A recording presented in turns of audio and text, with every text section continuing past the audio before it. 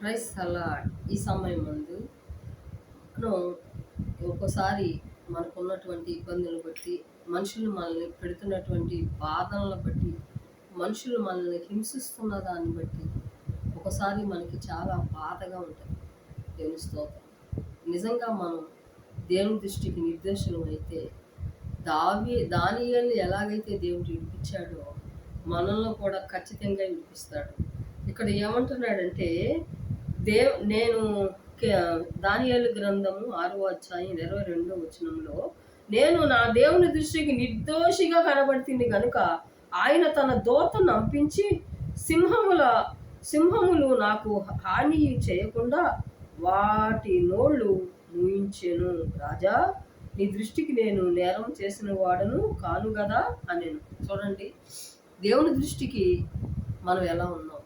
దేవుని దృష్టికి మనం, దేవుని స్తోత్రం, నిర్దోషులుగా ఉంటే మనం దేనికి కూడా భయపడక్కర్లా. దేవుని స్తోత్రం.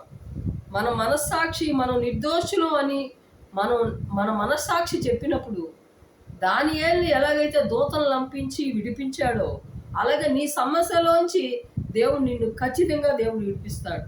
దేవుని స్తుతులు వందనాలు చెల్లిస్తున్నాను. ఏ విషయంలో కూడా దిగులు చెందవద్దు నా సహోదరి, నా సహోదరుడా. దానియేలును దూతను నంపించి దేవుడు విడిపించాడు. దేవుని స్తోత్రం. దానియేలు చెప్తున్నాడు, నేను నీ దృష్టికి రాజా, నేను నీ దృష్టికి నిర్దోషిని కాబట్టే నువ్వు నన్ను విడిపించావని చెప్తున్నాడు. స్తోత్రం. చూసారా, మన దేవుని దృష్టికి మనం నిర్దోషులుగా ఉంటే ఖచ్చితంగా దేవుడు మనల్ని విడిపిస్తాడు. దేవుడి మాటలు దీవించును గాక. ఆమేన్.